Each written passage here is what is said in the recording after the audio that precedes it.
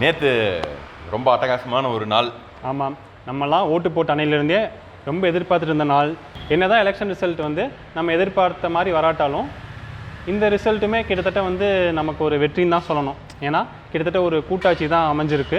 இனிமேல் இந்த Hindu Rashtra, uniform civil code, இந்த மாதிரியான விஷயங்கள்லாம் நம்ம பார்க்க மாட்டோம்.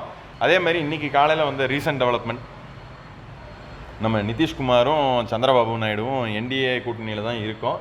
நேற்றைக்கு பறந்த தகவல்கள் அனைத்தும் ஃபேக், ரூமர் அப்படிங்கிறத உறுதிப்படுத்தியிருக்காங்க.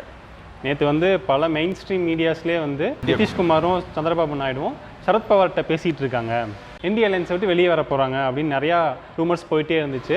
பட் நேற்றே நம்ம ஒரு ஷார்ட்ஸில் போட்டிருந்தோம், எந்த ஒரு இன்ஃபர்மேஷனுமே அதை பற்றி இல்லை, யாருமே நம்ப வேண்டாம், திரும்பவும் நமக்கு மோடி தான் பிரைம் மினிஸ்டராக வரப்போகிறாரு அப்படின்னு நம்ம சொல்லியிருந்தோம்.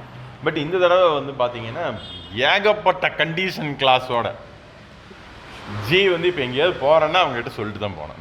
நான் பக்கத்து ஊர் வரைக்கும் போயிட்டு வரேன், ஒரு சின்ன வேலை இருக்குது, எக்ஸ்டர்னல் அஃபேர்ஸ் இருக்குது அப்படின்னு சொல்லிட்டு தான் போனோம். தன்னிச்சையாக செயல்பட முடியாது. அதே மாதிரி மக்கள் நலத்திட்டங்களை ரேவடி கல்ச்சர் அப்படின்னு இனிமேல் பேச முடியாது. மக்கள் நலத்திட்டத்தை மக்கள் நலத்திட்டமாக மட்டும்தான் பார்க்க முடியும். இதுதான் கூட்டாட்சியோடைய ஒரு வெற்றியே. ஓகே, அடுத்து நம்ம தமிழ்நாட்டு பக்கம் வந்தோம் அப்படின்னா திமுக ரொம்ப ஈஸியாக 40 தொகுதியிலுமே ஜெயிச்சிருக்காங்க. நம்ம பாஜக 11.3% ஆஃப் ஓட் வாங்கியிருக்கு. அது ஒரு பெரிய அச்சீவ்மெண்ட் அப்படின்னு நான் சொல்லுவேன். அண்ணாமலையோடைய தலைமைக்கு கிடைத்த வெற்றி அப்படின்னு தான் நம்ம அங்கே பார்க்க முடியும். பட் அண்ணாமலை தோத்துட்டாரு. பட் அண்ணாமலையோட வேலைக்கு கிடைச்ச பிஃபிட்டிங் வெற்றி. ஏன்னா நம்ம எலெக்ஷன் டே அன்றைக்கி பார்க்கும்போது, ஏப்ரல் 19 பார்க்கும்போது போலிங் அப்போ பல இடங்களில் பாஜகவுக்கு பூத் ஏஜென்ட்ஸ் கூட இல்லாத ஒரு நிலைமை தான். அப்படி இருக்கும்போது மக்கள் ஆர்வமாக பாஜகவுக்கு வாக்களிச்சிருக்காங்க. அதை 2 விதமாக புரிஞ்சுக்கலாம். ஒன்று, பாஜக ஆட்சி தொடரணும் அப்படின்னு எடுத்துக்கலாம். இன்னொன்று, திமுக எதிர்ப்பு வாக்குகள் அப்படின்னு ஒன்று இருக்குது. ஸோ திமுக எதிர்ப்பு வாக்குகள் பிரிஞ்சதுனால தான் திமுக ஜெயிச்சதா நான் பர்சனலாக பார்க்குறேன்.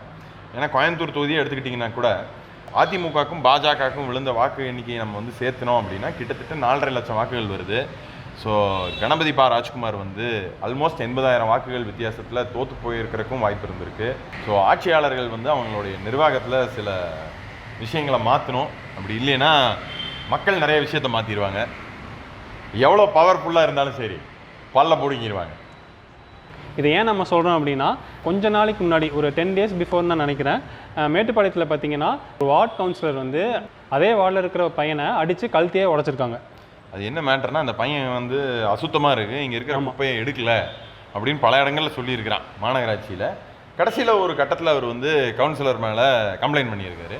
அதன் விளைவு அவங்க இப்படி பண்ணியிருக்காங்க. அந்த வீடியோஸ் எல்லாமே நம்ம பார்த்துருப்போம், எந்த அளவுக்கு அந்த ஆர்குமெண்ட்ஸ் இருந்துச்சு, எதுக்கு அவங்கள ஒரு காரணமே இல்லாமல் அந்த பையனை அடித்ததெல்லாம் நம்ம பார்த்துருக்கோம்.